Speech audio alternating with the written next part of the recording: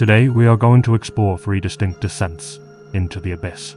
3 stories that remind us how fragile our reality truly is, and how quickly the mundane can twist into the macabre. Take a deep breath, lock your doors, and let's begin. Part I, the digital void. The summer sun in California has a way of bleaching the world, washing out the colors until everything looks like a faded photograph. It was the summer of 2017, just outside the city of Los Banos. The heat was suffocating, shimmering off the asphalt of the long, desolate stretches of highway that cut through the agricultural heartland. Inside a speeding Buick, the air conditioning was no match for the erratic, chaotic energy of its driver. 18-year-old Dobby Julia Sanchez was behind the wheel. She had absolutely no business being in control of a massive machine of steel and combustion. Her blood was swimming with alcohol. Her foot was heavy on the accelerator, pushing the vehicle faster and faster down the ribbon of road. But her eyes, her focus, were not on the asphalt ahead. They were locked onto the glowing rectangular screen of her smartphone. Julia was live streaming. To her, the physical world, the steering wheel, the road, the lives of the passengers in the back seat, was secondary. The primary reality was the digital audience watching her every move. She was performing. She laughed manic, breathless laughs. She sang loudly over the pounding music. She shouted at the camera, inexplicably pulling both of her hands off the steering wheel to gesture at her phone, trusting her intoxicated luck to keep the speeding Buick on a straight path. In the back seat, completely unbuckled and entirely at the mercy of Julia's reckless performance, sat her 14-year-old younger sister, Jacqueline, and Jacqueline's girlfriend, Manuela. The trio was supposed to be on a simple road trip, traveling from Fresno to Stockton. But as the car hurtled down Henry Miller Road, the atmosphere inside the vehicle was a ticking time bomb of kinetic energy and profound negligence. And then the lock ran out. The Buick drifted. Julia's hands were nowhere near the wheel when the tires caught the edge of the dirt shoulder. The sudden jerk of panic, the overcorrection, it was too late. The heavy car violently veered off Henry Miller Road. The sound of the impact was deafening. The car smashed through a heavy barbed wire fence, the metal barbs shrieking against the chassis. The momentum was catastrophic. The Buick flipped, launching into a violent, sickening roll, tumbling over itself at least twice, crushing the roof, shattering the glass, and turning the interior into a centrifuge of unimaginable violence. When the metal finally stopped groaning, and the cloud of dust began to settle, Julia blinked through the haze of the wreckage. She had survived, but as she twisted around to look at the back seat, her intoxicated brain struggled to process the horrific silence. The back seat was empty. Because they hadn't been wearing seatbelts, the violent, rotational forces of the crash had turned Jacqueline and Manuela into human projectiles. Both young girls had been violently ejected through the shattered rear window of the tumbling Buick, launched out into the unforgiving California dirt. But what catapulted this localized tragedy into a global, viral nightmare wasn't the crash itself. Highway fatalities happen every single day. What shocked the conscience of the world was what happened next, because amidst the shattered glass, the crumpled metal, and the bleeding bodies of her family, the live stream didn't stop. The lens of the camera remained active, and Julia, stumbling out of the wreckage, didn't drop the phone to help her sister. She kept the camera pointed squarely at her own face. "Hey everybody," she slurred to her digital audience, her voice chillingly detached. "If I go to fucking jail for life, you already know why. My sister is fucking dying. This is the last thing I wanted to happen. Okay, alright. I don't care though. I'ma hold it down. I love you. Rest in peace, sweetie. If you don't survive, baby, I'm so sorry." It was a monologue, delivered not to the heavens, not to the emergency services, but to the viewers scrolling through their feeds. She then turned the camera away from herself and approached the motionless body of her 14-year-old sister. Jacqueline was lying in a field, utterly still. The trauma to her head was catastrophic. Her skull had been cracked open, exposing her brain to the open air. Instead of shielding her sister's dignity, instead of applying pressure or screaming for a paramedic, Julia brought the phone closer. She hovered the lens directly over her dying sister's face, zooming in, ensuring that the gaping, fatal wound was captured in high-definition close-up for the entire internet to witness. She was documenting her own sister's last, agonizing breaths, as if it were just another piece of passing content. Eventually, somehow, a call was made to 911. The audio of that call is a masterclass in chaotic, aggressive delusion. The operator, trained to handle panic, was met with something entirely different. Operator. Hello, do you have an emergency? Hello. OBDULA. Can you come pick up my sister? We're dead. Wake the fuck up. Wake up. Operator. Okay. Listen to me. I need to know what you see around you so that way I can send someone out to help you. What's with you? Alright. Go ahead. What do you see? OBDULA. Hello. Ma'am. Operator. Did you just call 911 about an accident? Where? OBDULA. What do you mean? Where? Operator. Where are you? OBDULA. I don't care where I'm at. Operator. Well then, how do you expect me to find you or find you? OBDULA. I don't know. You're the government. You should know how to find me. The operator was completely blind, entirely reliant on a driver who refused to look at anything other than her own phone. By sheer grace, bystanders who had witnessed the terrifying rollover had also dialed 911, providing the critical location data to the dispatchers. The wail of sirens eventually pierced the raw silence. Police cruisers and ambulances descended upon the shredded barbed wire and the crushed Buick. But for 14-year-old Jacqueline, the response was futile. By the time the paramedics' boots hit the dirt, the young girl was already dead.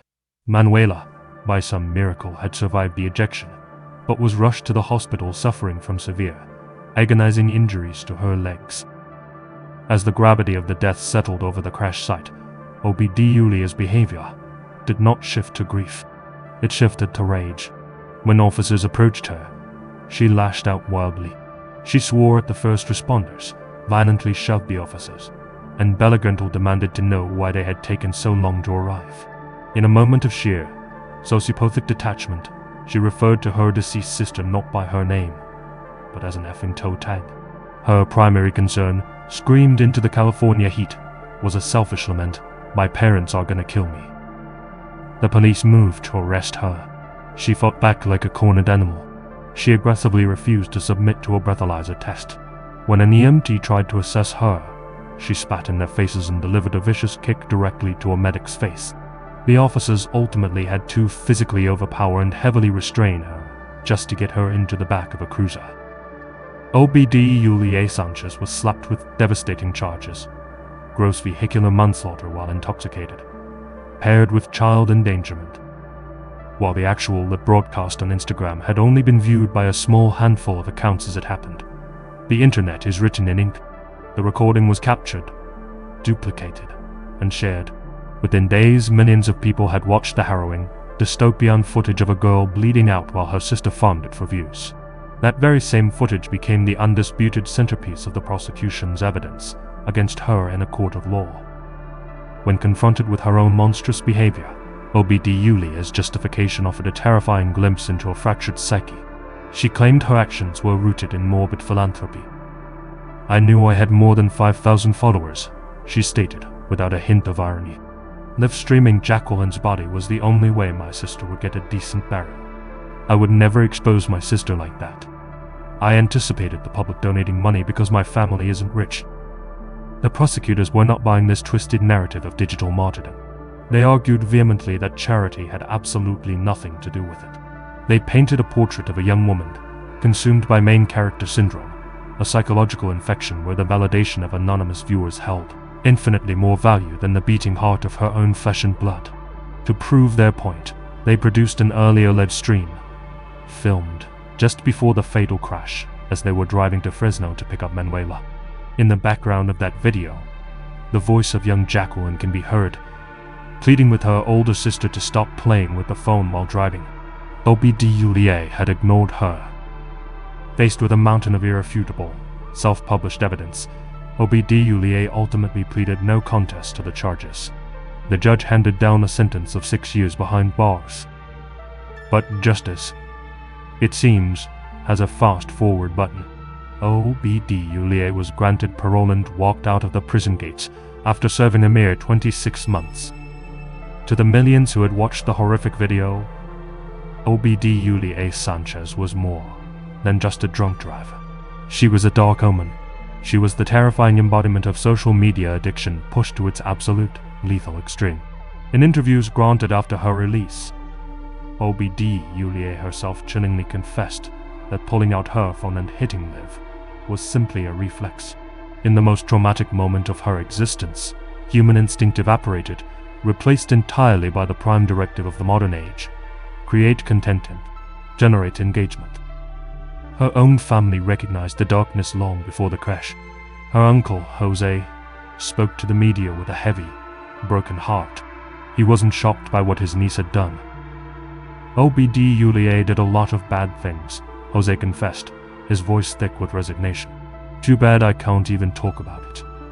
I told my brother when she was around 12 that Obd Yulie was heading down a dangerous path and that they needed to do something. She's dead to me now. If she dies tomorrow, I don't care. She's a very bad person. Jose's words proved devastatingly prophetic. The prison walls had cured nothing. Less than 30 days after her early release, the sirens were wailing for Obd Yulie once again. She was back in handcuffs after leading highway patrol on a terrifying, high-speed pursuit that ended in yet another violent car crash.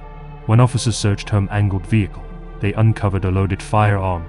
What she intended to do with that weapon remains a chilling mystery.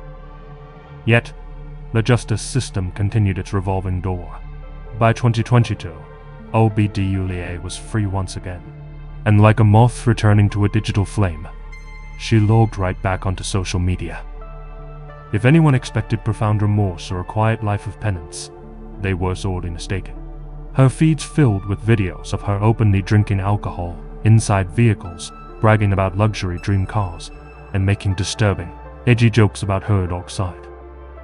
In several live broadcasts, she crossed the ultimate line, reportedly making light of Jacqueline's horrific death. She became combative, taunting the strangers who criticized her in her comment sections, daring those who ran their mouth about her fatal deal to drop a pin and meet her for a physical fight. She was broadcasting an aura of absolute invincibility, practically begging the universe for a confrontation. The universe, unfortunately, obliged. In December of 2025, the chaotic, violent trajectory of Obd Yulie Sanchez came to an abrupt and bloody halt. She was gunned down in a drive by shooting on a residential street in Stockton. Her body was found riddled with gunshot wounds. A second individual was injured in the crossfire, but the police kept their cards close to their chest, releasing zero details about a potential suspect or whether this assassination was tied to her extensive, volatile history. The comment sections on her surviving digital footprint erupted one last time. Some users coldly typed out the word karma. Others offered genuine, heartbroken condolences to her parents, a mother and father who had now been forced to bury 2 of their daughters. But in the wake of her violent end, there were no tearful eulogies from the community describing her as a kind soul. No one stepped up to a microphone to claim she was a light in the world who had no enemies. She had spent her life cultivating an audience, and in the end, that audience simply watched her fade to black. Part I, the invisible man. We like to believe in a fundamental, baseline level of human decency. We all have someone in our lives who is stepping into the twilight of their years. A grandfather with trembling hands, an elderly mother who walks a little slower, a fragile soul we love deeply. We comfort ourselves with the thought that if they were ever lost, if they were ever confused and alone in a crowd, a stranger would step forward. We believe society would extend a hand, offering them the exact same dignity and gentle care we would provide. But there are terrifying cracks in the foundation of society, and sometimes the machinery of the modern world operates with a cold, devastating indifference. Let me tell you about Fermin Delgado Pindu. Born in the rugged landscapes of Peru in March of 1933, Fermin was a man molded by the earth. He spent the vast majority of his life working the soil, his hands calloused by decades of hard, honest labor. To speak to anyone who knew Furman was to hear the exact same description echoed back. He was gentle. He was warm. He was a deeply devoted patriarch to his family. He found peace in the simple rhythms of life, spending quiet afternoons fishing by the coastal waters. But, above all else, Furman loved to walk. He was an explorer of his own environment, spending hours rambling across vast distances. And no matter how far his legs carried him, his internal compass never failed. He always found his way back to his front door. As the years rolled on, his family tree extended its branches. By 2011, his daughters and beloved granddaughters had relocated to the neighboring country of Chile, settling in the commune of Pinalón. Furman, yearning to be near his blood, packed up his life and followed them. He was in his late 70s by the time he moved, an age where many begin to surrender their autonomy. Not Furman. He fiercely protected his independence. Yes, time had slowed his pace, but his body remained resilient. He wasn't tethered to a cocktail of prescription medications. His mind was entirely free from the cruel fog of dementia or cognitive decline. He was sharp, engaged, and proudly self-sufficient, and he would fiercely maintain that clarity right up until the very day the world swallowed him whole. Fast forward to March of 2018. Furman's daughter, Lily, was celebrating a monumental milestone, her 25th wedding anniversary. To mark the occasion, her husband had orchestrated a beautiful, secret gift, a surprise vacation back to Lima to reunite with their extended Peruvian family. When the elderly Furman caught wind of the trip, his eyes lit up. He absolutely insisted on joining them. He felt the heavy, unspoken weight of his 85 years. He knew deep down that this might be his final chance to look upon the faces of his relatives in his homeland. There was a logistical hurdle, however. Lily's flights had already been secured. Furman's tickets had to be purchased at the 11th hour. They managed to secure him a seat right beside Lily for the outbound flight to Lima. But the journey back would be complicated. Furman would have to board a completely different flight to return to Chile. Lily was terrified by this prospect. Her father was incredibly capable. Yes, but he was still 85 years old. The sheer scale and chaos of an international airport, the glaring screens, the endless corridors, the confusing customs declarations, the sea of rushing strangers, is enough to induce a panic attack in a seasoned traveler. How would her elderly father navigate this labyrinth entirely alone? She aggressively voiced her concerns to LATAM, the airline responsible for carrying Furman home. The customer service representatives offered soothing, absolute reassurances. They promised Lily that her father would be treated like royalty. He would not be left to wander. They guaranteed that airline staff would personally assist him the moment the wheels touched the tarmac. He would be placed comfortably in a wheelchair. A dedicated employee would push him through the complex maze of immigration, collect his luggage from the carousel, and personally escort him through the sliding doors of the arrivals hall directly into the waiting arms of his family. All of this, they promised, was a standard, complimentary service. Lily exhaled. She trusted the uniform. She trusted the corporate promise. She finalized her father's return ticket. The trip to Lima was a triumph. Furman and Lily surrounded themselves with the warmth of their extended family, celebrating the anniversary and basking in a joyful two-week holiday. On April 2nd, the vacation came to an end. They stood beneath the towering, echoing ceilings of the Lima airport terminal. Furman's designated flight was scheduled to depart a full hours before Lily's. He had to go through the security gates first. Lily, still harboring a sliver of anxiety despite the airline's promises, took one final precaution. She carefully pinned a credential sheet to her father's clothing. Written clearly on the paper was his full name, his home address in Chile, and Lily's direct mobile phone number. With his identity literally tethered to his chest, Furman wrapped his arms around his daughter for a long, tight embrace. Then he turned, walked through the departure gates, and vanished into the crowd. Thousands of miles to the south, inside the sprawling, concrete expanse of the Arturo Moreno Benitez International Airport in Chile, a welcome party had gathered. Several members of Furman's family stood excitedly by arrival gate 4, their eyes scanning the sliding frosted glass doors, ready to wrap the old man in hugs and ferry him back to Pinalón. The arrivals board glowed with the confirmation. His flight was scheduled to touch down at exactly 5:30 p.m. 5:30 came and went.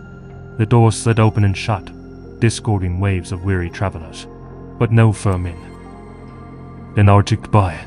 The excitement in the family's chest began to curdle into a dull, creeping anxiety. Firmin was a man of the old world. He didn't own a cellular phone. They couldn't just ping his location. They rationalized the delay. Customs lines are long, baggage carousels break down. The wheelchair assistance probably just took extra time. So they waited. They stared at the doors until their eyes burned. As the second hour bled into the third, the anxiety metastasized into outright panic. The family marched over to the airport information desks, desperately seeking answers. What they found was a wall of bureaucratic stone. The staff members were profoundly unhelpful. With eyes glued to their monitors, they flatly refused to confirm if Firmin's specific flight had actually landed. When the family begged for permission to quickly enter the restricted baggage claim area to search for an 85-year-old man, they were met with a cold, hard no. They pleaded for a simple intercom announcement to page Firmin. Denied. The only advice the uniformed staff offered was a dismissive, patronizing command to wait patiently. Trapped in a nightmare of helpless ignorance, the family frantically dialed Lily, who was still thousands of miles away in the Lima terminal, waiting to board her own flight. Lily's heart dropped into her stomach. She confirmed to her family that she had watched Firmin board his plane. It had taken off precisely on schedule. He had to be in that building. For the next 4 hours, Lily sat trapped in a pressurized metal tube miles above the earth, staring out at the black sky, her mind tortured by horrific visions. Was her father lost in a stairwell? Had he suffered a medical emergency in a bathroom stall? Was he lying on a cold tile floor somewhere while people stepped over him? By the time Lily's plane finally kissed the runway in Chile, the situation had not improved by a single fraction. Firmin was still a ghost. The airport authorities remained just as obstructive, barricading themselves behind policies and red tape.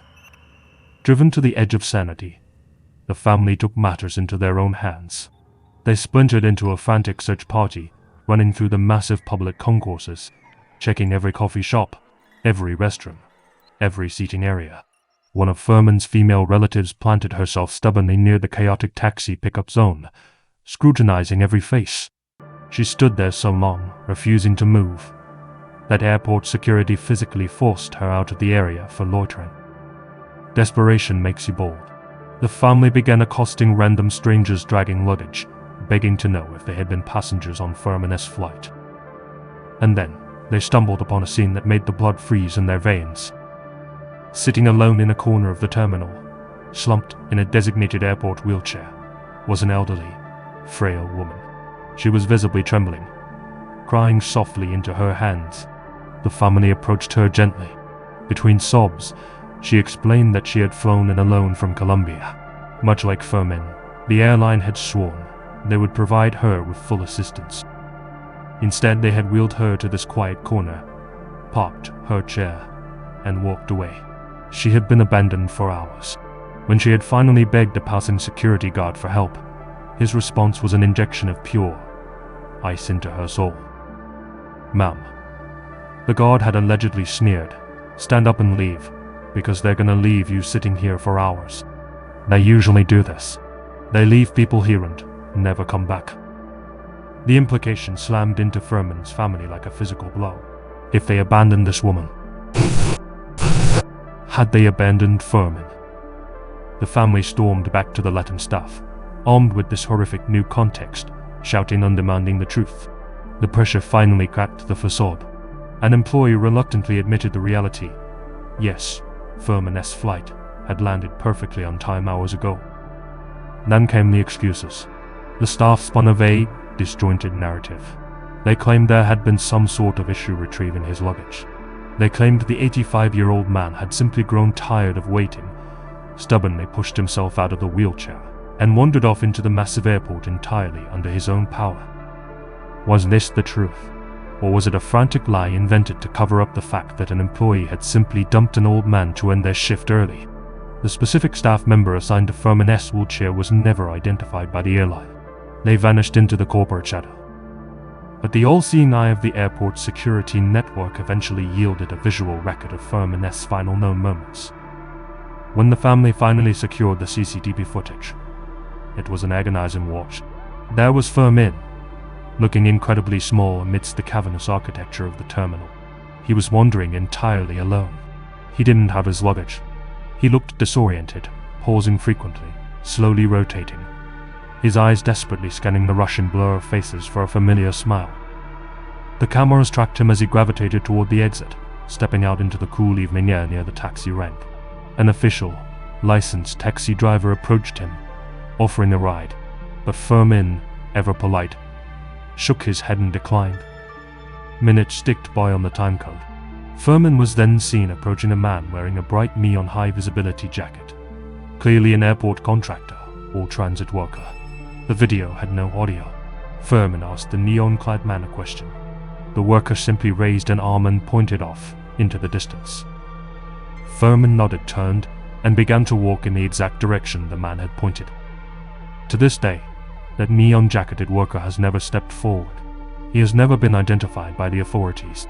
The family has no idea what Fermin asked him, or what destination the worker had blindly directed an 85-year-old man toward. The final camera angle captured Fermin joining a queue at a public bus stop.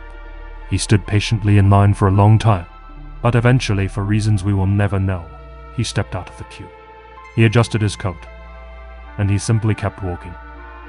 The direction his feet were carrying him led directly out of the airport perimeter and onto Route 68, a massive, roaring, high-speed highway that connects the sprawling city of Santiago to the coastal region of Valparaiso. Armed with this terrifying footage, the family rushed to the police station to file an urgent missing persons report. An 85-year-old man was wandering near a major highway as night fell. The police's response: a bureaucratic shrug. They refused to officially validate the missing persons report for 5 agonizing days. They explicitly told the sobbing family to go home and only return if they could bring proof that Fermin was in immediate, physical danger. LATAM Airlines immediately lawyered up and denied all legal responsibility, stating their obligation ended the moment he stood up. The airport authorities denied all responsibility. Everyone pointed fingers. Everyone washed their hands of the old man. For 5 days, while the authorities did nothing, Fermin's family became a frantic, amateur search and rescue team. They drained their bank accounts printing thousands of flyers. They knocked on doors in dangerous neighborhoods. They scoured the treacherous, trash-strewn shoulders of the highway. They walked into the sterile, chemical-smelling halls of local hospitals. They braced themselves and walked into the freezing rooms of city morgues, praying they wouldn't recognize a face on a steel table. Nothing. He had evaporated. The family refused to accept the impossible. A human being does not simply vanish into thin air. Had he stumbled in the dark and fallen into an uncovered manhole? Had his mind finally fractured under the extreme stress, sending him wandering blindly up into the unforgiving Andean foothills? Or had he been intercepted? As the days bled into weeks, agonizingly vague sightings trickled in. Someone thought they saw an old man matching his description near a crowded metro station. A construction worker thought he spotted him wandering near a building site. A security guard posted along Route 68 vividly recalled a confused elderly gentleman telling him he was trying to walk all the way to Mapachua. Following these breadcrumbs, the family expanded their search radius, and in doing so, they uncovered a dark, sickening underworld operating in the shadows of the city's transit hubs. While searching homeless encampments, they found multiple other deeply confused, terrified elderly people sleeping on cardboard on the streets. As they spoke to these people, a horrifying pattern emerged. They hadn't chosen to be homeless. Many of them had arrived at the airport, just like Fermin. They had been approached by aggressive, illegal, unlicensed taxi drivers operating right under the noses of airport security. These predators would lure the elderly into their cabs, promising a safe ride home. But halfway to the destination, they would demand exorbitant, extortionate fares. When the confused senior citizens revealed they didn't have enough cash, the drivers wouldn't just kick them out.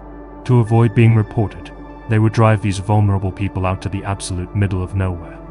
Industrial estates, dark highways, unfamiliar slums, and physically dump them on the side of the road, peeling out and leaving them stranded in the dark. For many of these abandoned elders, the shock and disorientation was absolute. Unable to navigate back, unable to contact family, They simply became part of the invisible homeless population. Or worse, they were scooped up by organized criminal syndicates who forced the elderly into modern slavery, making them beg on street corners to line the pockets of gang leaders. When the family learned of this, a cold dread settled permanently in their bones. This is exactly what they believe happened to Fermin. When he walked out of the airport, Fermin had exactly 9,000 Chilean pesos in his pocket. At the time, that was the equivalent of about $15. It was barely enough to buy a meal, let alone cover a massive taxi fare across the city. The family's agonizing theory is that Fermin, tired and desperate, was lured into an unlicensed cab. The driver realized the old man was virtually penniless, and so, in an act of breathtaking cruelty, the driver dumped an 85-year-old man on the side of a dark road, far from civilization, and drove away. Fermin Delgado Pindu was never seen again. Did he succumb to the elements, perishing alone in a ditch? Is his mind gone, wandering the streets of a strange neighborhood, unable to remember the name of the daughter who loves him? The true horror of this story is not the act of a single, cackling villain. The horror is that Fermin's fate was entirely preventable. If just one airline employee had done the job they were paid to do, if one security guard had shown a shred of compassion, if one police officer had taken the family seriously on night one. No one was ever fired. No one was ever charged with negligence. The corporation simply closed the file. The staff members who abandoned him probably slept soundly that very night, never giving the gentle old man from Peru a second thought.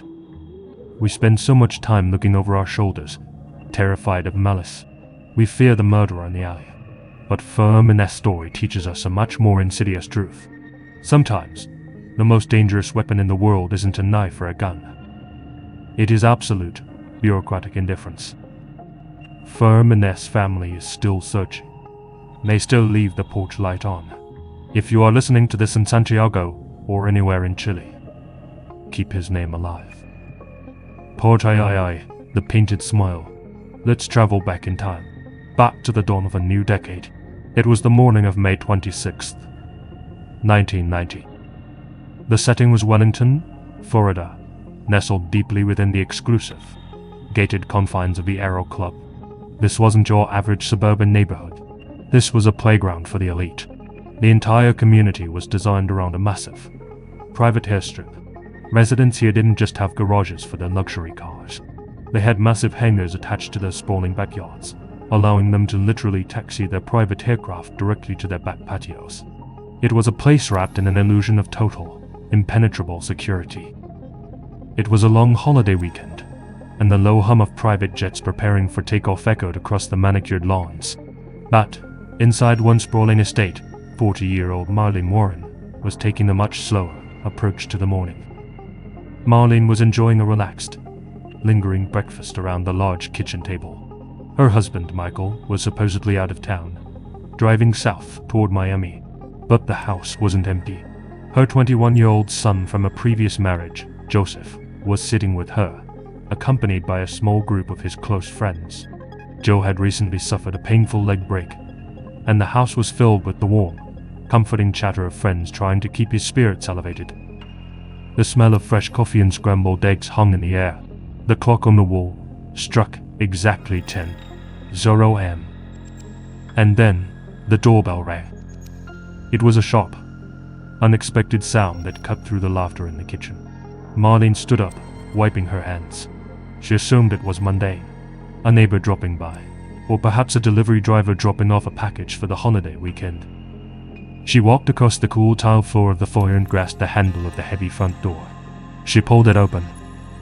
Standing on the threshold, bathed in the bright, harsh Florida morning sunlight, was a terrifyingly incongruous sight. It was a clown. Not a subtle costume.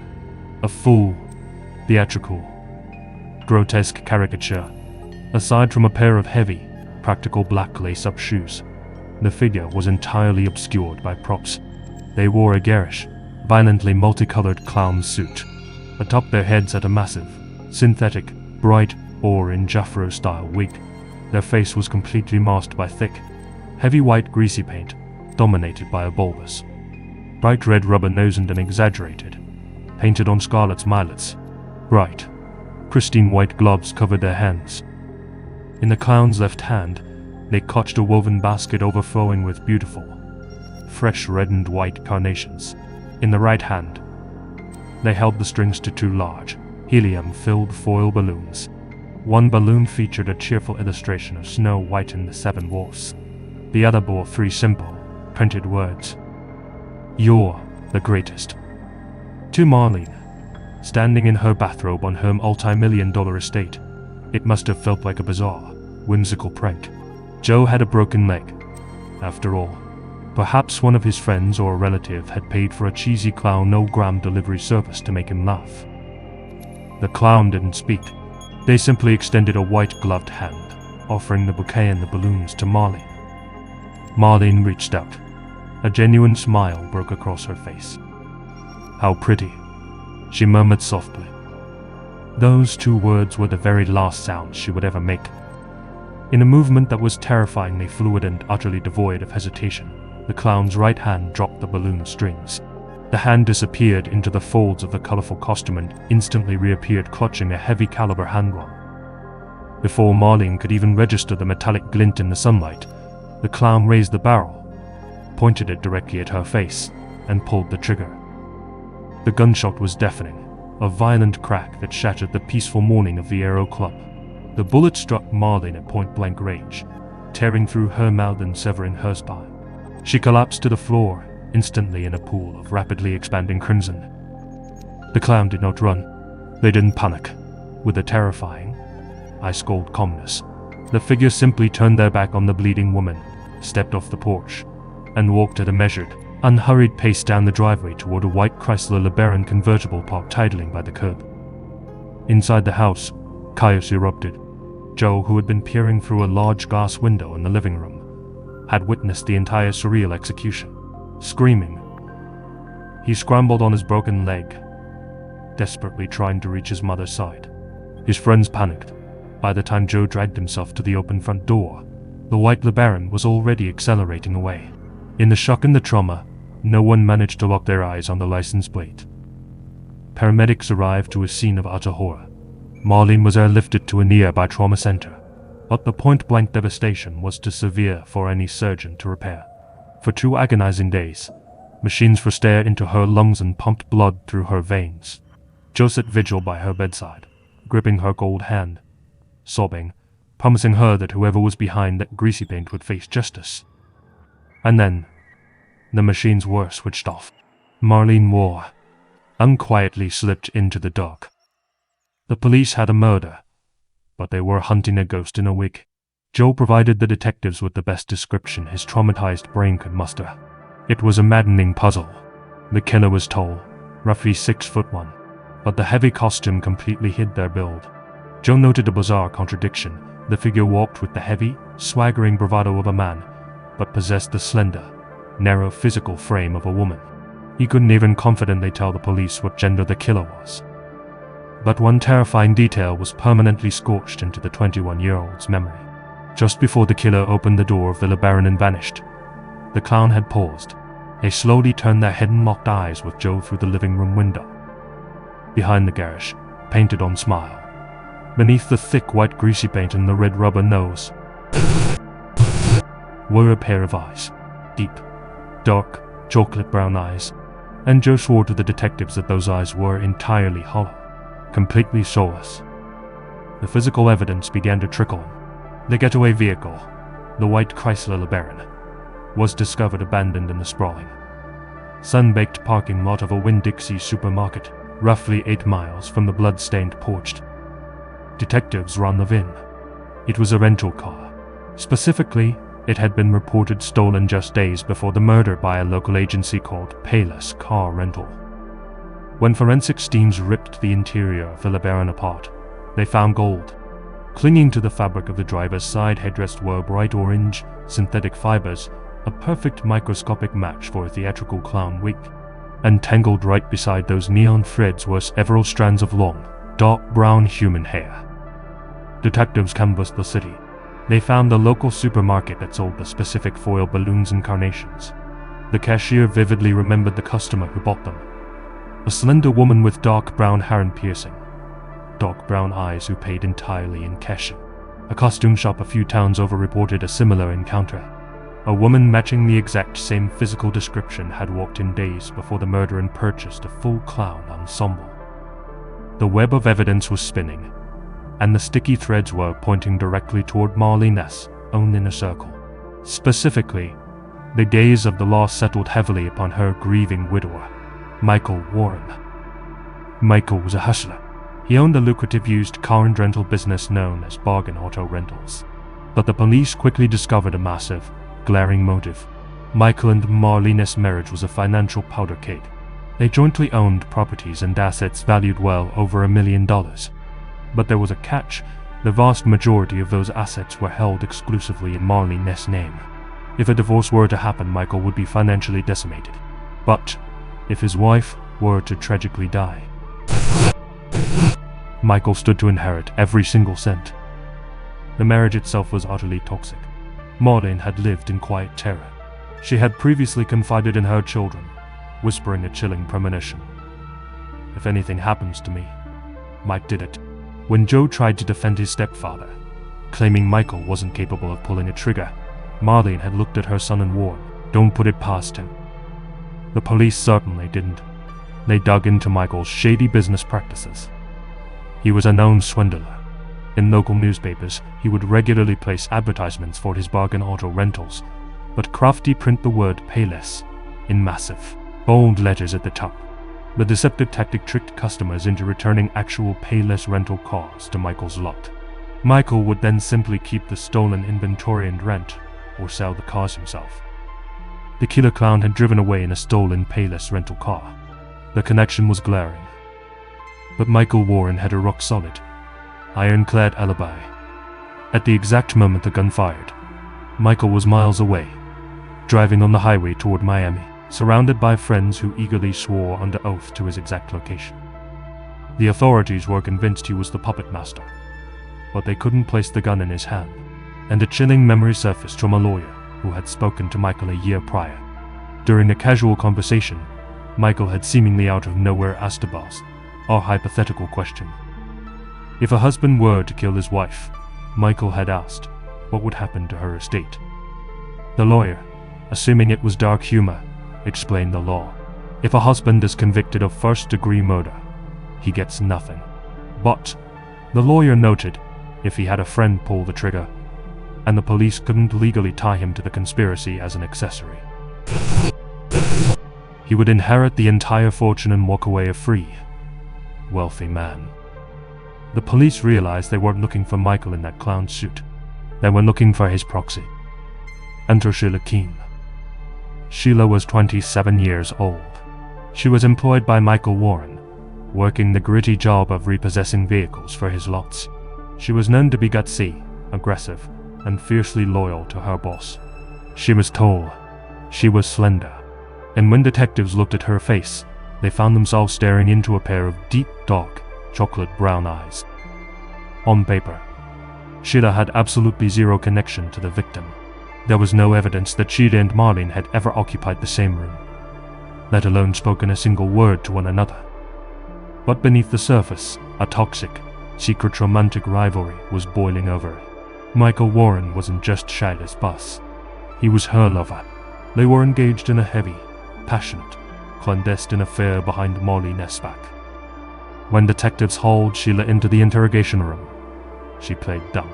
She aggressively denied the affair, but the police canvassed her apartment complex. Her neighbors laughed at the denial.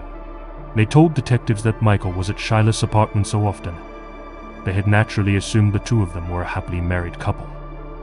Despite the blindingly obvious motive, a mistress eliminating the wife to claim the man and the millions, the justice system of 1990 hit a brick wall. The physical evidence was entirely circumstantial. The murder weapon was never found. The clown costume had vanished into an incinerator or a swamp. And crucially, DNA profiling technology in 1990 was still in its absolute infancy. The crime lab could look at the brown hair found in the getaway car under a microscope and say it looked similar to Sheila's. But they couldn't extract the genetic blueprint required to prove it to a jury beyond a reasonable doubt. Plus, Sheila was a few inches shorter than the 6'1" estimation Joe had provided. The state attorney refused to press charges. The case went ice cold. For the next 12 years, the killer walked, entirely free. And she didn't just walk away. She walked right into the life she had allegedly murdered to steal. In 2002, Michael Warren and his former repossession agent, Sheila Keene, legally married. The audacity was staggering. Michael had officially taken the prime suspect in his first wife's brutal assassination and made her his bride. Following the wedding, Sheila underwent a bizarre psychological metamorphosis. She aggressively dyed her dark brown hair bleach blonde. She abandoned the name Sheila entirely, demanding that people call her Abby. It was as if she were shedding her old skin, trying to outrun the ghost of the clown. The newlyweds moved away and opened a fast food joint called the Purple Cow. According to the terrified teenagers who worked the grills, Debbie was a tyrannical, aggressive, and incredibly mean boss. But the most disturbing aspect of working at the Purple Cow was the open secret. Every single employee had heard the dark rumors. They all whispered that their boss had dressed up as a clown and blown a woman's face off. But they thought it was just a twisted urban legend, and Sheila leaned into it. She reveled in the dark mythology surrounding her. In fact, one Halloween, the staff walked into the restaurant and froze in terror. Sheila had come to work fully dressed as a clown. Her employees later told reporters that as she wiped down the counters in her greasy paint, it was one of the only times they ever saw her genuinely, truly smile. As the decades dragged on, the story of the Wellington killer clown morphed into a campfire tale. A spooky story used to exploit people's fear of clowns' coulrophobia. But for Joe, the son who had watched his mother die, it wasn't a story. It was an open, bleeding wound. Driven to despair by the lack of justice, Joe spiraled into dark addictions, using substances to numb the memory of those soulless brown eyes staring at him through the glass. But science marches forward. It never forgets, and it never sleeps. In 2014, 24 years after the trigger was pulled, the Palm Beach County Cold Case Unit cracked open the dusty cardboard boxes holding the evidence. Forensic DNA technology had evolved from science fiction into an exact, microscopic certainty. The detectives took the single strand of dark brown hair recovered from the stolen LeBaron in 1990 and fed it into modern sequencing machines. The computer didn't hesitate. It spat out a definitive, mathematical match. The hair belonged to Sheila Keene Warren. The trap was finally set. In September of 2017, heavily armed agents raided a home in Virginia and slapped handcuffs on the 60-year-old woman. She was extradited back to the sweltering heat of Florida and charged with premeditated first-degree murder. For years, she fought the charges from a concrete cell, but the genetic ghost had caught her. In April of 2023, knowing a jury would likely send her to the execution chamber, the woman formerly known as Sheila Keene swallowed her pride and pleaded guilty to second-degree murder, securing a plea deal that took the death penalty off the table. The judge sentenced her to 12 years in prison. But justice is a fragile, frustrating concept, because she had been sitting in a county jail awaiting trial since 2017, and due to Florida's generous credits for good behavior behind bars, the math worked heavily in the killer's favor. In November of 2024, after serving just 18 post-conviction months, the prison gates swung open. Sheila Keene Warren, the architect of one of the most terrifying murders in Florida history, walked out a completely free woman. The legal chapter is closed, but a haunting, psychological mystery remains entirely unsolved. Why a clown? If you want to assassinate a romantic rival, you wear black. You wear a ski mask. You hide in the bushes. You don't put on an enormous orange wig, paint your face, and carry balloons in broad daylight in a wealthy, heavily patrolled neighborhood.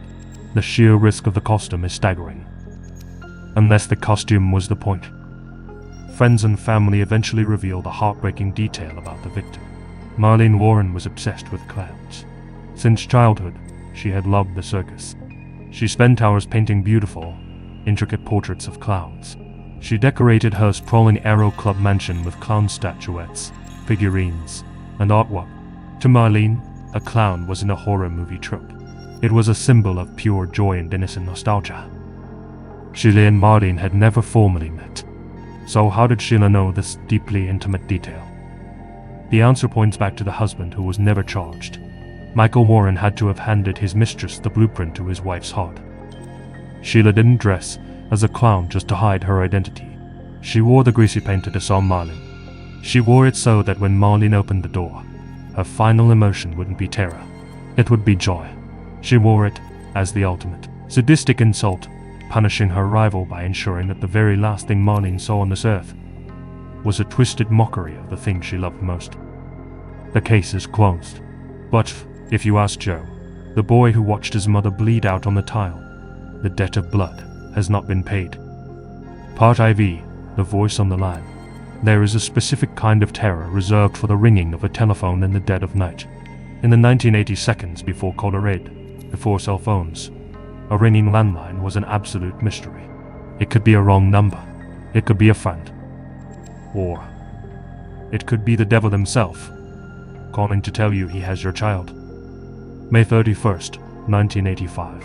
Lexington County, South Carolina.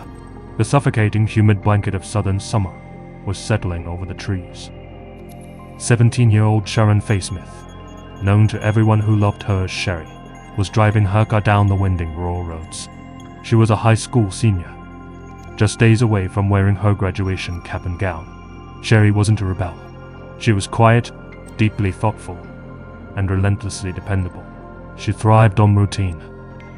At exactly 3:38 p.m., Sherry turned her vehicle off the main road and pulled into the long, graveled driveway of her family's home on Lake Murray Boulevard. Inside the house, her father, Bob Smith, happened to glance out of the front window. He saw the familiar shape of his daughter's car parked at the very end of the long driveway, right next to the roadside mailbox. Bob smiled, turned away from the glass, and waited for the familiar sound of the front door opening. 5 minutes passed. The house remained silent. Confused, Bob walked to the front door and stepped out onto the porch. The car was still sitting at the end of the driveway, but as he walked closer, the crunch of gravel under his boots the only sound, a cold knot formed in his stomach. The engine of the car was still running, emitting a low, steady rumble. The driver's side door was hanging wide open. Letters and envelopes, freshly pulled from the mailbox, were scattered violently across the dirt. Bob leaned into the open car. Sherry's purse was sitting on the passenger seat. Her keys were in the ignition, and most terrifyingly, sitting in plain sight, was her diabetes medication. Sherry was an insulin-dependent diabetic. She required that medicine to survive the afternoon. She would never, under any circumstances, walk away and leave it behind. Sherry was gone, snatched into the humid air in the span of 3 minutes. Bob and his wife, Hilda, plunged into a waking nightmare air. They dialed the police. Search parties scoured the woods. The hours dragged into days, each tick of the clock amplifying the terror.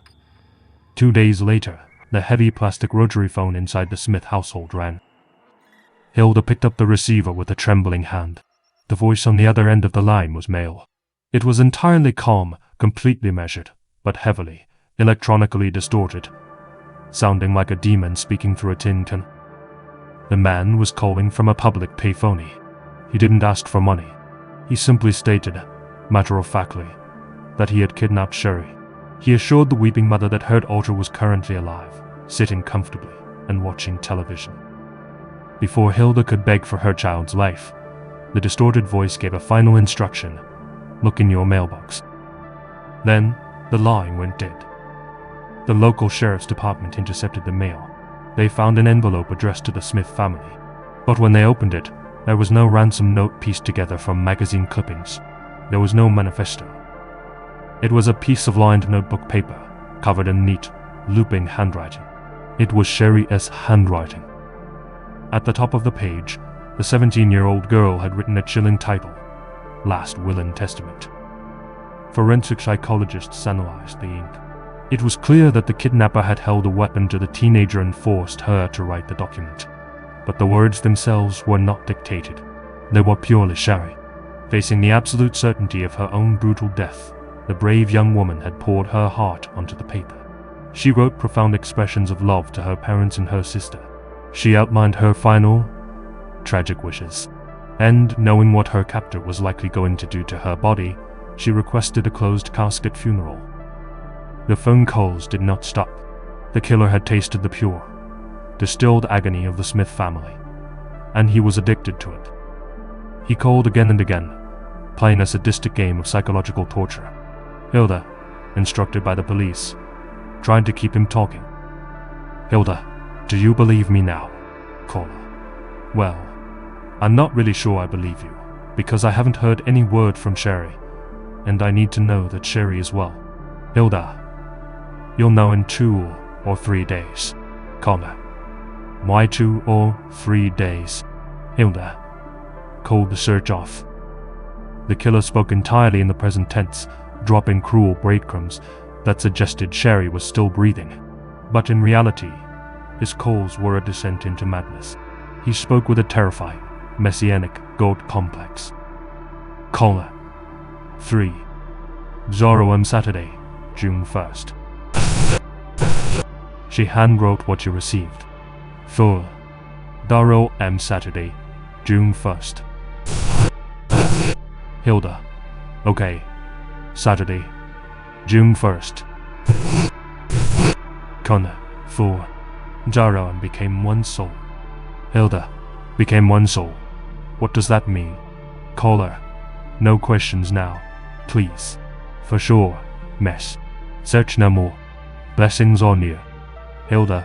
Do not kill my daughter, please. I mean please. Caller. Nothing, monsieur. Get good rest tonight. Goodbye. Became one soul. The words hung in the air like a rotting corpse. Finally, 6 days after he had snatched her from the driveway, the killer grew bored of the game. He called the Smith house one last time and provided a chillingly precise set of driving instructions. Caller. Hello. Listen carefully. Take Highway 378 west to Traffic Circle. Take Prosperity exit. Go 1.5 miles. Turn right at Sign Moose Lodge No. 103. Go 1/4 mile. Turn left at White Frame Building. Go to backyard, 6 feet beyond. We're waiting. God shows us. The police followed the macabre treasure map. The directions lead them deep into a desolate, wooded area near Saluda County. There, hidden in the brush, they found the decomposing body of Sharon Faye Smith. The autopsy revealed a heartbreaking truth. The killer's claims that she had been watching TV for days were lies. Sherry S. life had been violently extinguished roughly 12 hours after she was abducted. The decomposition in the South Carolina heat was so severe that the medical examiner couldn't officially determine the exact mechanism of her murder. The police knew they were hunting a narcissist who thrived on attention. They decided to lay a psychological trap. They advised the Smith family to hold a highly publicized, public memorial service for Sherry. Mourners were encouraged to bring flowers, stuffed animals, and handwritten letters to the gravesite. The behavioral profilers were convinced that the killer, desperate to insert himself into the narrative, wouldn't be able to resist sneaking back to the grave after dark to steal a memento of his triumph. Detectives hid in the shadows of the cemetery, watching the grave with night vision optics. But the killer was cunning. He didn't take the bait. He stayed away. But he couldn't stay away from the telephone. Even with Sherry in the ground, the man continued his campaign of auditory terror. But he shifted his focus. He stopped demanding to speak to the parents. He wanted to speak to Dawn, Sherry's sister. The calls to Dawn were unspeakably vile. He whispered the gruesome, intimate details of how her sister had died.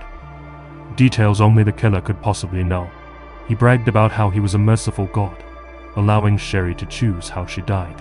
He claimed in a chillingly calm voice that she had chosen suffocation. He described, in graphic detail, how he had slowly wrapped thick, silver duct tape entirely around the teenager's head, sealing her mouth and nose, watching the life drain from her eyes. And then, he began to hint that Dawn was next. Looking at photographs, investigators realized a terrifying possibility. Dawn and Sherry looked remarkably similar. The profilers theorized that the killer had actually been stalking Dawn all along, and had snatched Sherry from the driveway in a botched case of mistaken identity. But Dawn was a fighter. Instructed by the FBI, she bravely took every single call from the monster who killed her sister. She kept her voice steady, feeding his ego. keeping him on the line for as long as possible, praying he would make a mistake. And monsters, intoxicated by their own perceived brilliance, always make mistakes. The killer grew lazy. He stopped using the electronic voice distortion device. His real, southern drawl leaked through the receiver, and during one pivotal call, his god complex pushed him to claim credit for another atrocity. "Caller, have you heard about Deborah May Helmick, the 10-year-old? Am I speaking? Richland County. Yeah. Got her. Okay. Listen carefully. Go one door. Well, one way." On June 14th, 1985, exactly 2 weeks after Sherry was taken, 9-year-old Deborah May Helmick was playing in the dirt outside her trailer home in neighboring Richland County. Witnesses watched in horror as a man in a silver car slammed on his brakes, sprinted toward the child, violently hurled her into his vehicle, and peeled away in seconds. 8 days after he snatched the little girl, the mystery caller directed the police to a second wooded area. There, they found the tiny, lifeless body of Deborah May. The caller was officially a serial killer. But the breakthrough that brought this demon into the light didn't come from a wiretap. It came from a piece of paper. Investigators took the original last will and testament letter that Sherry had been forced to write and sent it to a highly specialized forensics lab. The document examiner placed the paper into an electrostatic detection apparatus. This machine is designed to reveal the invisible, physical indentations left behind on a sheet of paper when someone writes heavily on the page resting immediately above it in a notepad. As the machine dusted the paper with toner, a ghostly image began to appear.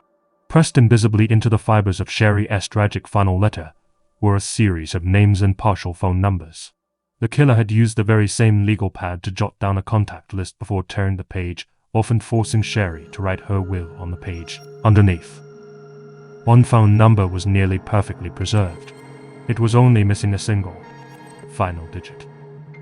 Detectives sat in a room and meticulously dialed every single variation of that 10-digit number. Ring. Ring.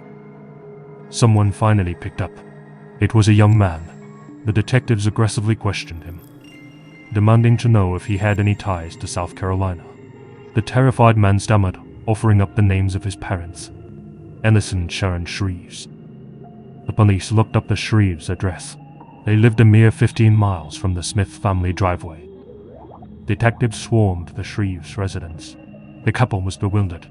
They provided an airtight alibi.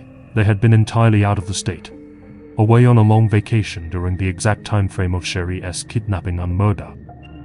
But the detectives had a trump card.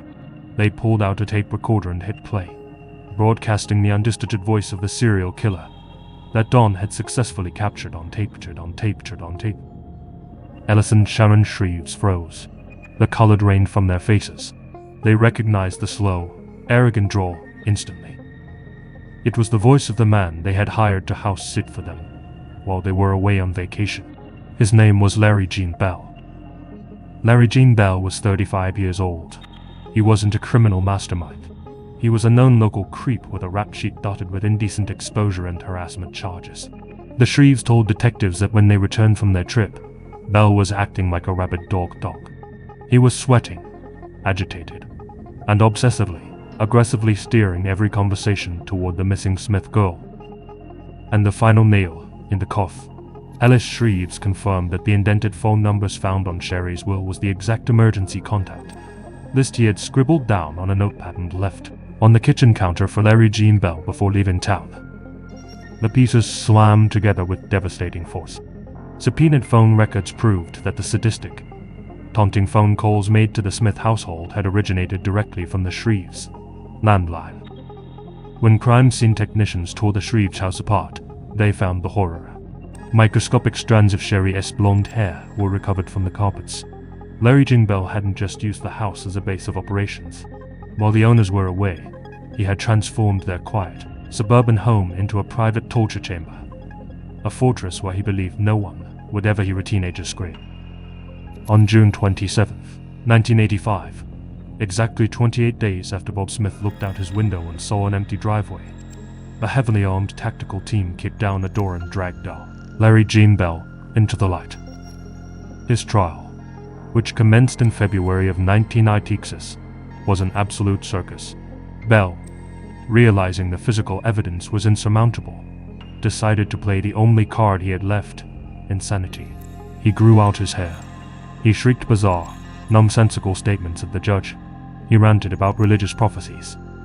He tried desperately to convince the jury that his brain was completely broken. The jury watched his performance with cold, stony disgust. They saw right through the features. It took them less than 60 minutes of deliberation to return to the courtroom. Guilty of kidnapping, guilty of murder in the first degree. A year later, the state marched him into another courtroom and convicted him again for the slaughter of 9-year-old Deborah May Helmick. Larry Gene Bell spent the next decade rotting in a concrete cell on death row. On October 4th, 1996, the state of South Carolina strapped the monster into the electric chair. When asked if he had any final words, any last statement from the man who loved the sound of his own voice so much he couldn't stop calling his victims families, Larry Gene Bell stared straight ahead and said absolutely nothing. The switch was thrown, but the echoes of his violence continued to surface from the dark. Just recently, in February of 2025, advances in DNA matching formally identified Bell as the murderer of Sandy Elaine Cornett, a 26-year-old woman who vanished without a trace in 1984. He remains the prime, undisputed suspect in the disappearance of another young woman, Denise Newsom Porsche. Neither of their bodies has ever been pulled from the South Carolina dirt. The digital abyss, the indifferent bureaucracy, the monster in the makeup. 3 stories. 3 reminders that the armor we wear every day is nothing more than an illusion.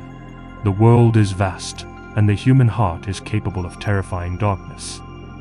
So the next time you scroll past a tragedy on your phone, ask yourself what you're really watching. The next time you see someone lost in a crowd, ask yourself if you have the courage to stop. And the next time there's an unexpected knock on your door,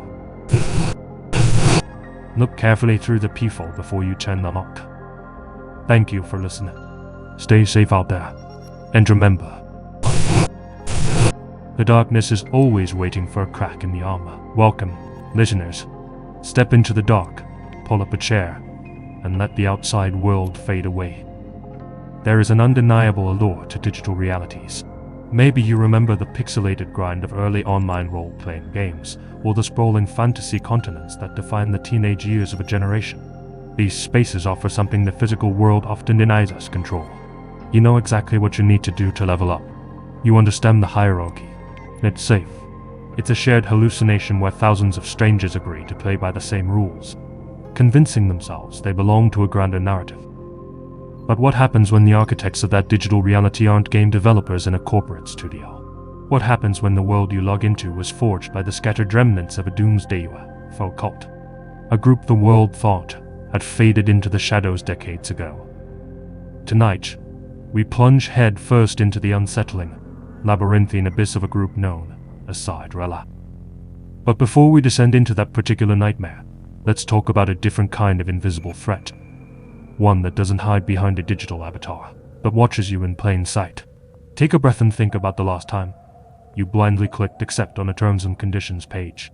Somewhere out there, there is a sprawling 11-page dossier with your name on it. Data brokers, silent corporate phantoms, have spent years scraping the internet, harvesting your past addresses, the names of your family members, your emails, and your estimated income. They package your life into a neat little file and auction it off to the highest bidder. You could pause this podcast right now, search your own name, and find websites treating your private life like items on a grocery store shelf. It feels deeply violating. It feels immoral. But the terrifying truth, it is entirely legal. The entire data broker industry thrives on a single, cynical calculation. They bet that you are simply too tired to fight back. They know you need your weather apps, your digital maps, your social feeds. They know the lock rolls while the internet sprints. Now, let us return to the shadows. Cast your mind back to the 1960 seconds. The space race had gripped the globe. Humanity was finally peering over the edge of the atmospheric precipice, gazing into the cosmic void, and wondering, who else is out there roaming? Science fiction was enjoying a golden age, and newspapers were peppered with grainy photographs of saucer-shaped anomalies. Amidst this fever pitch of extraterrestrial curiosity, certain charismatic opportunists realized something profound. If you could spin a compelling enough tale about the stars, people would follow you anywhere. In 1966, deep within the bustling heart of Paris, an organization called ISOZEN was born. At its helm was a man named Jean-Paul Apple Guerroy. He demanded to be called the Grand Master. Apple Guerroy spun an elaborate, mesmerizing origin story as a young man. A blinding beam of otherworldly light had pierced his skull, awakening his mind. Ever since that fateful day, he claimed to be an open conduit, telepathically conversing with highly advanced extraterrestrials. Their grand directives for Apple Guerroy to shepherd the human race through an impending, catastrophic spiritual metamorphosis. Listening to his philosophy was like trying to decipher a fever dream. He spoke in dense, dizzying word salads. He would say things like, "The initiatic keys gathered an internal awakening open the door to an inner vibrational order and the secret resonance with the essence." Does that make sense to you? It didn't to most. But beneath the convoluted jargon, a darker ideology lurked. Apple Guerroy insisted he was rescuing his followers from the dark sewers of the collective unconscious. He promised to elevate them to the status of a superior race. The name he chose for this enlightened echelon, the Cosmic Aryans. Whenever a self-proclaimed messiah begins throwing around the word Aryan, a cold chill should run down your spine. ISOZEN formally collapsed in 1978, but the ideology didn't die. It simply molted. It was reborn under a carousel of new monikers: Galaxy TS, Futura, and eventually Sidrella, a name derived from Sidril, meaning of all concerning the stars. In its infancy, Sidrella operated in plain sight. They scoured university campuses, masquerading as harmless, quirky UFO enthusiasts. They embedded themselves in organic cafes, health food stores, and holistic bookshops. Apple Guerroy was a predator who knew exactly what he was looking for. He didn't want the strong or the secure. He targeted the lonely, the disenfranchised, students with fractured home lives and empty social calendars. Once he had his hooks in them, the isolation began. New recruits were coaxed into abandoning their worldly lives to live communally. They donned flowing robes, clutched vibrating crystals, and dedicated their every waking hour to uncovering their true inner self. And conveniently, the only way to achieve this enlightenment was by purchasing Apple Guerroy's endless stream of courses in literature. By 1982, the Grand Master decided Europe was no longer sufficient. He gathered roughly 200 of his most devoted followers and shipped them across the globe to the breathtaking, isolated shores of Tahiti and French Polynesia. On paper, it was to be a spiritual utopia, a sanctuary where they could meditate beneath the tropical sun, absorb the Master's lectures, and endlessly watch their most sacred, revered documentary, Star Wars. Yes, you heard that correctly. To Sidrella, George Lucas was not a filmmaker. He was a prophet who had been contacted by aliens and instructed to broadcast the true history of the galaxy to the masses. But beneath the swaying palm trees, the utopia rotted into a psychological prison, stripped from their families and thousands of miles from home. The followers were entirely at Apple Guerroy's mercy. The psychological warfare was relentless. He subjected them to intense periods of love bombing, followed by enforcing a bizarre regression where adult members were forced to speak in a coded, infantile babble. He controlled their caloric intake. He deprived them of sleep. Exhausted, starved, and terrified, members inevitably began reporting vivid hallucinations of alien beings. Were these genuine spiritual awakenings, or simply the breaking of the human mind under systemic torture? Survivors would later confess that the Grand Master had systematically pulverized their reality until only his truth remained. And then the abuse escalated. According to the harrowing testimony of ex-member Isabel Sebagay, who was dragged into this nightmare at the tender age of 17, female followers were subjected to a perverse ritual known as tantric transmutation. To supposedly purge their souls of dark energy, women were handpicked by Apple Guerroy to sit in a circle. They were ordered to strip bare, and they were forced to engage in group, intimate relations with the Grand Master himself. While the outside world screamed that Masquerade was a monstrous fraud utilizing a cult to feed his own carnal and financial greed, his disciples remained utterly spellbound. His grip tightened with a terrifying prophecy. The end of the world was imminent. Fire and destruction were coming. But fear not, he told them, for the extraterrestrials were revving their engines. Flying saucers were en route to rescue those with a sufficiently elevated consciousness, destined to ferry them away to the star system of Alpha Centauri. This apocalyptic fever dream wasn't just spoken, it was illustrated. In 1982, Masquerade published a comic book titled Timeless Voyage, beautifully but hauntingly drawn by sect member Sergio Macedo. To you and me, it's a bizarre piece of obscure sci-fi media. To Cinderella, it was the Bible. It was a factual blueprint of their salvation. The comic exploded in popularity, selling an astonishing 30,000 copies in France. It was so influential, it even lured the legendary science fiction artist Moebius into the cult's clutches in 1983. Moebius uprooted his family to Tahiti and began developing an animated film based on the comic, though he miraculously escaped the group a year later, after witnessing the Grand Master's cruelty firsthand. But Timeless Voyage didn't just stay within the confines of Cinderella. It found its way into the hands of another group, a group far more dangerous. The Order of the Solar Temple, or OTS, was a sprawling, Neo-Templar doomsday cult operating across France, Switzerland, and Canada. Led by Luc Jouari and Joseph D'Amambro, OTS shared a horrificously similar philosophy. The Earth was doomed, and they needed to transit to a higher, cosmic plane. When they read Masquerade's comic, it was like striking a match in a room full of gasoline. It mirrored their darkest beliefs. They began distributing the text, absorbing its narrative until it became the blueprint for their own demise. But OTS took the fiction a fatal step further. They believed the flying saucers wouldn't take their physical bodies. To board the ships to Sirius, they had to shed their mortal coil. They had to assume their solar bodies. By 1994, the leaders of the Solar Temple decided the hour had arrived. The cult was chillingly divided into three castes: the Awakened, who possessed the terrifying resolve to take their own lives; the Immortals, who wanted to ascend but required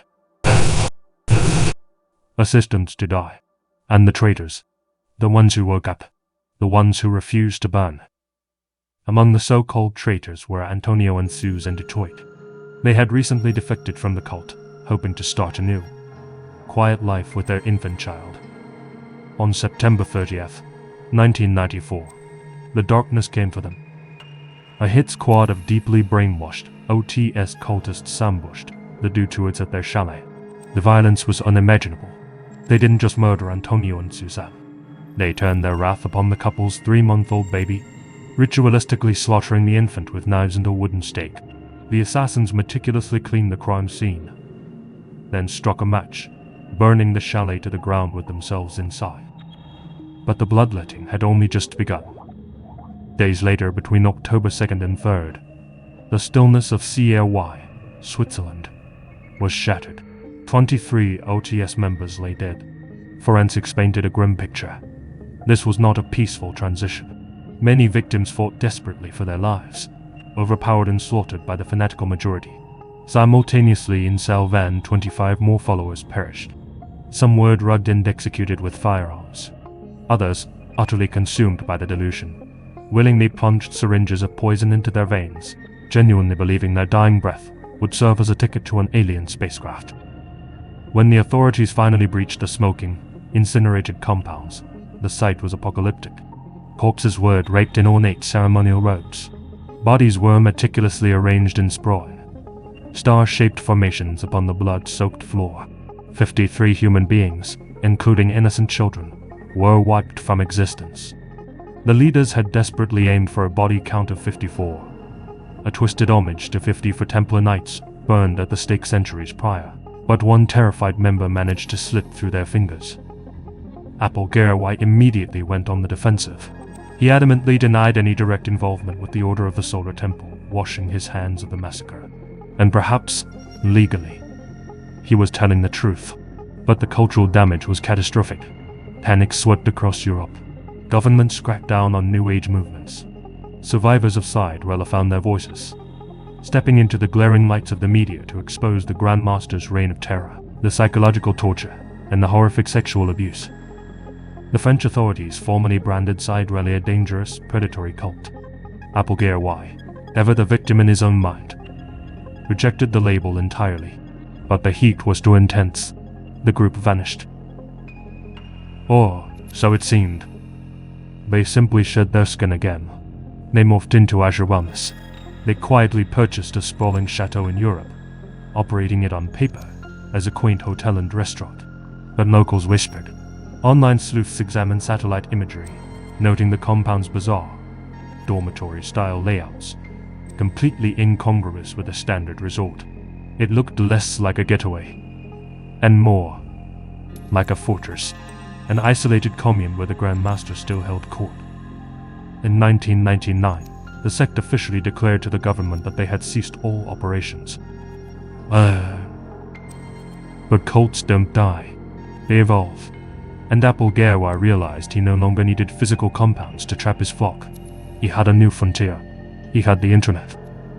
By the early 2000s, an obscure, rambling website appeared. Using the Wayback Machine, you can still find the digital echoes of Applegarwy's paranoid manifesto. He likened his media scrutiny to the Spanish Inquisition, claiming he was a martyr being tortured for sharing enlightenment. If you dug deep enough into this web of pseudoscientific paranoia, clicking through a labyrinth of broken links, alien conspiracies, and water-powered car schematics, you would eventually hit a gateway, a link pointing toward a platform called Club Qualitative Life. This was Applegarwy's masterpiece, a fully functional, 3D virtual world, a cult-controlled iteration of Second Life. Dubbed the Internal Land, this digital purgatory has been running since 2011. And despite graphics that look like they belong on a forgotten CD-ROM from 1998, the servers are still active. Imagine logging into a video game, not to slay dragons or build cities, but to sit in agonizing silence, waiting for enlightenment from a disgraced 1970s guru. Entering this space feels profoundly wrong. It's an empty, echoing digital hallway. An investigator recently slipped into the server, wandering through empty, low-resolution yacht clubs populated only by lifeless, vacant PNCMs. Suddenly, a booming, disembodied voice shattered the silence. It was a pre-recorded transmission, echoing through a pixelated Unitary Science Institute. It was the voice of Applegarwhy himself, still preaching to the digital ghosts. The investigator pushed deeper, finally arriving at the Crystal Temple. And there, the server wasn't empty. Real people were logged in. Avatars sitting perfectly still, staring at nothing, meditating in a void. One avatar eventually moved, approaching the intruder. They didn't speak in-game, but demanded to communicate via an encrypted messaging app. What followed was a chilling conversation with a devoted follower, who confirmed the Grand Master was still pulling the strings. The follower spoke with the glassy-eyed fanaticism of a true believer, insisting that humans were stars trapped in meat suits, waiting to return to the cosmos. Every time the investigator logged in, the avatars were there, silent, waiting, until one day, the atmosphere shifted. The flock realized a wolf was in the digital temple.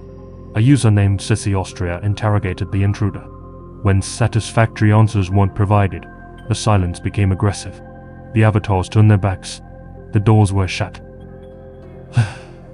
Relon never died. It just uploaded its consciousness. Somewhere right now, on a forgotten server humming in the dark, avatars are sitting in a pixelated temple, waiting for a spaceship that will never come. Let's pull ourselves out of the digital ether and crash back into the terrifying reality of the physical world. Let's talk about the mask of a good kid. If you stumbled across Vinibet118 on YouTube, you probably wouldn't look twice. The channel was run by a 17-year-old from New Jersey named Vincent Battlero. It was a sea of generic content, live streams of Madden, Grand Theft Auto, and MLB The Show. When Vincent bothered to talk to the handful of viewers in his chat, he meticulously cultivated the persona of an all-American, polite young man from a respectable family. But on the evening of September 30th, 2025, that mask didn't just slip, it shattered into 1,000 jagged pieces. Vincent booted up his stream that night, expecting the usual quiet room. Instead, his view count was skyrocketing. A tidal wave of absolute fury was pouring into his chat box. The digital mob had arrived, and they were baying for blood. Because less than 24 hours earlier, the quiet, tree-lined streets of a neighboring town had become a slaughterhouse. It was a Sunday evening just before 5:30. The sun was dipping low. 17-year-olds Maria and IOTS and Isabella Solos were enjoying the crisp autumn air, riding a shared electric bike down Burnside Avenue. It was the kind of suburban street where kids play in the yards. The speed limit was a strict 25 miles per hour. They were just heading out to grab Bob AT. They never made it. From the shadows of the street, a black Jeep Compass lay in wait. Witnesses would later report that the driver had been sitting there, watching the girls in cold, calculating silence. As the e-bike pedaled past, the Jeep's engine roared. The vehicle surged forward, accelerating to a monstrous 70 miles per hour. It didn't swerve. It didn't brake. It hunted them down. The impact was catastrophic. The deafening crunch of metal on bone echoed through the neighborhood. The violence of the collision was so extreme that one of the young women was launched nearly 100 feet through the air.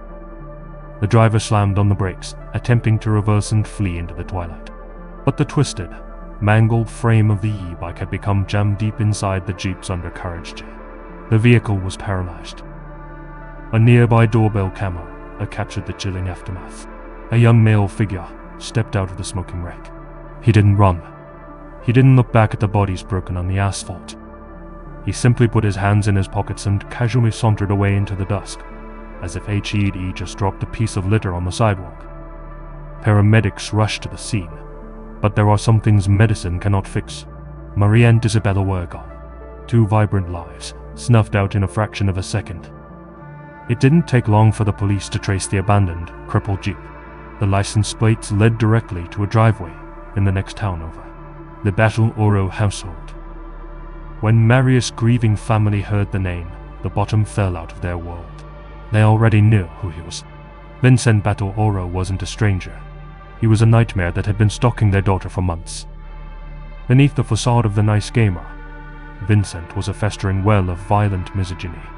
He and Maria attended the same high school, and his obsession with her was suffocating. He relentlessly bombarded her phone with aggressive, terrifying text messages, threatening to ruin her life, threatening to distribute explicit images of her. When he allegedly sent her horrific, illegal material, Maria bravely went to the authorities. Vincent was suspended. Maria secured a restraining order. She did everything right. She pulled every lever the justice system provided to protect herself. But a piece of paper cannot stop a monster. Vincent's rage only mutated. He began weaponizing the police against her, making bogus reports that resulted in armed officers raiding Maria's terrified household on multiple occasions. Neighbors reported seeing his vehicle idling ominously outside her home in the dead of night. If anyone had bothered to look closely at Vincent's digital footprint, the warning signs were flashing neon red. In the dark corners of his live streams, he dropped the good kid act. He ranted to his viewers about his deep admiration for toxic, alpha male influences. He fumed with a terrifying entitlement, openly declaring his seething hatred for Maria, promising his small audience that he would exact his vengeance upon her husband. Even his own family lived in terror of him. His father, a retired police officer, had desperately dialed 911 multiple times in the months prior, begging his former colleagues for help, warning them that his son was a powder keg ready to blow. Just weeks before the murder, Vincent had violently assaulted his own father with mason stone in his vehicle. The system had every opportunity to intervene, and it failed spectacularly.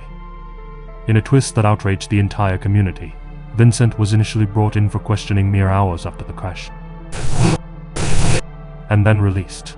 The police bizarrely treated the brutal, targeted ramming as a potential traffic accident. Locals seethed with suspicion. With his uncle serving as a local police chief and his father a retired cop, rumors of corruption and protection spread like wildfire. And so, emboldened by his release, entirely devoid of a human conscience, Vincent went home and booted up his live stream. But the internet had found him. The chat was a blur of righteous hatred. "You killed my best friend, you animal. Are you going to jail? Murderer." Sitting in his gaming chair, Staring at the avalanche of accusations, Vincent didn't break down. He didn't cry. He complained. "I don't need negativity in the stream." He went to his microphone, his voice dripping with terrifying apathy. "Everybody's getting timed out. Why are we running people over? Let me explain something real quick. The more you guys engage in the chat, I get paid for YouTube. You're just giving me engagement. That's fine." He sat there, the blood of 2 girls practically fresh on his hands, and gloated about his ad revenue. As the stream went on, he attempted a pathetic, calculated display of damage control. He disabled the chat, stared into the webcam, and offered a cold, practiced statement. "I wish my sincerest condolences to those 2 girls lost in that tragic accident. There's more to the story that you're not getting." There was no stutter, no shaking hands, just the hollow stare of a sociopath annoyed that his gaming session was being interrupted. The broadcast only ended when a viewer successfully bypassed his moderation and dumped his home address directly onto the screen. The public outcry was too massive to ignore. The shield of his family's badge could no longer protect him. On October 1st, 2025, one day after his grotesque performance online, police slapped cuffs on Vincent Battle, Oro. He was charged with 2 counts of first-degree murder. Prosecutors are aggressively pushing to try him as an adult, completely dismantling his defense's desperate plea for juvenile leniency. They argue he deliberately timed the execution of his victims just weeks before his 18th birthday, gambling on the juvenile justice system to give him a slap on the wrist. If convicted, his game is over. He faces 30 years to life in a cage. His digital pulpit has been wiped from the internet. We've explored the physical violence that spills from the digital world. But what about the violence that is entirely psychological? The kind that shatters reputations, destroys marriages, and leaves a trail of invisible victims in its wake. In July of 2025, a face materialized across the vast expanse of the Chinese internet. It was an uncanny visage, plastered with deathly pale foundation, smeared with garish, bright red lipstick. She looked less like a human and more like a macabre doll. To the millions laughing at the memes, she was a joke. But to hundreds of men shivering in the real world, this face was the harbinger of their ultimate destruction. This was Sister Hong. For years, an endless parade of men had navigated the back alleys of a sprawling Chinese metropolis, eventually descending into a dingy, windowless, subterranean apartment. They arrived clutching nervous tokens of affection: a cheap watermelon, a half-empty bottle of peanut oil, a pack of tissues. They had come seeking intimacy. They had come to meet the tragic, lonely housewife they had been comforting on dating apps. Sister Hong would welcome them into the claustrophobic room. They would sit. They would speak in hushed tones. And eventually, she would direct her caller to the cramped bathroom to prepare. When the men emerged, the trap snapped shut. Sister Hong would guide them to the bed. But the atmosphere was intensely bizarre. If a man reached up to flick off the glaring overhead fluorescent bulbs, Sister Hong would sharply command him to stop. The room had to remain aggressively, uncomfortably bright. She refused to remove her long, flowing skirts during the encounters. And if, in the heat of the moment, a visitor paused, sensing an undeniable physical inconsistency with his partner, Sister Hong had a practiced, immediate excuse ready on her tongue: "I am simply swollen down there." It was a lie, of course, a lie built upon layers of digital deception. Because when the makeup was scrubbed away, when the filters were disabled, Sister Hong ceased to exist. In her place stood a 38-year-old biological male, known only to the authorities by his surname, Xiao. To be absolutely clear, this wasn't a tragic tale of gender dysphoria or a misunderstood transition. According to every official investigation, Xiao did not identify as a woman in his actual life. Sister Hong was nothing more than a predatory mask, a calculated, predatory disguise designed to lure hundreds of men into a meticulously designed snare. Xiao was a master catfisher. He layered digital filters over his face, obscuring his jawline, softening his features, and utilized face masks to hide the rest mask. He prowled dating apps, spinning a tragic, irresistible narrative of a neglected woman trapped in a loveless marriage, desperately yearning for connection. Once the emotional hook was set, he offered the bait. "Come to my apartment. It will cost you nothing." And they came in droves. The media tore into the demographics of the victims. Many of the men tumbling into that subterranean room were young, fit, and conventionally attractive. The kind of men who could have easily secured dates without venturing into a sketchy basement. This sparked a fierce, uncomfortable debate across social media. Did these men truly not know? In a society where homosexuality still carries a heavy cultural stigma, were these men fully aware of Zhao's biology, using the Sister Hong persona as a psychological buffer to safely explore their hidden desires? The truth of their intentions hardly matters, because regardless of what they thought they were walking into, none of them consented to what was actually happening. They didn't notice the tiny, unblinking glass eyes staring at them from the corner of the brightly lit room. Zhao wasn't running a charity. He was running a clandestine, digital empire. Every whispered word, every intimate act, was being captured by hidden cameras. After the men washed up, offered their awkward goodbyes, and disappeared back into the city, Zhao went to work. He harvested the footage, he categorized it, and he uploaded it behind a paywall. For a monthly subscription fee of roughly $20, voyeurs across the encrypted dark web gained access to Zhao's VIP groups. For years, the money rolled in. He built a sprawling archive of non-consensual exploitation, with hundreds of unsuspecting victims starring in their own ruin. That there is no honor among digital thieves. The empire imploded the moment one of Zhao's paying customers decided to betray him. A massive, uncensored cache of the hidden camera footage was suddenly ripped from the encrypted servers and dumped directly onto the public internet. The blast radius was instantaneous and catastrophic.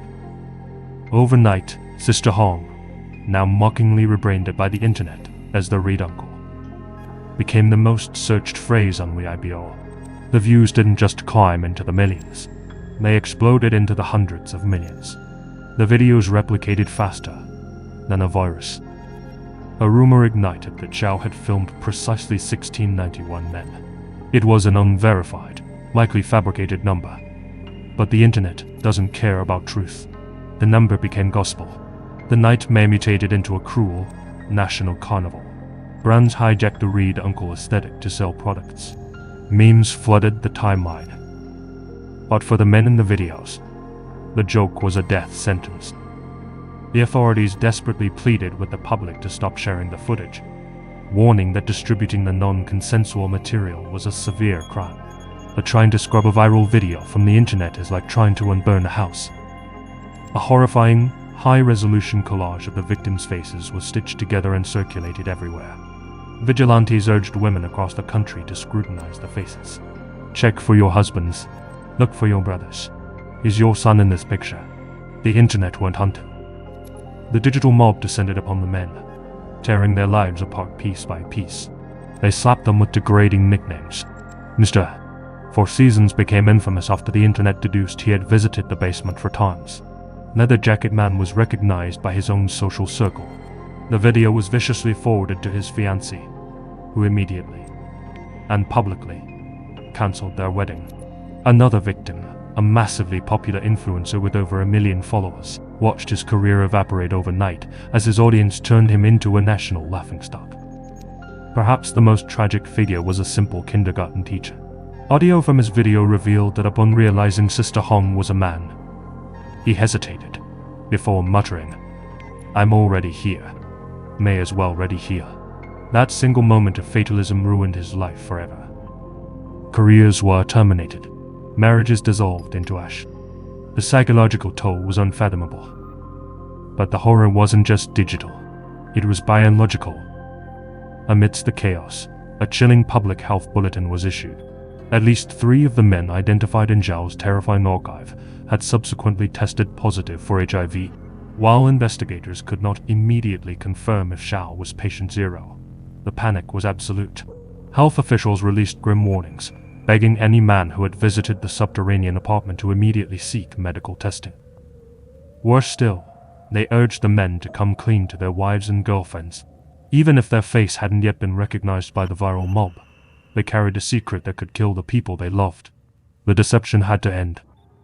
Zhao sits in a detention center today, facing charges of disseminating obscene content for profit. More severe charges are undoubtedly looming as investigators comb through the wreckage of his hard drives. The vicious cycle of the internet has already begun to turn. The memes are slowing down. The trending hashtags will soon be replaced by the next scandal.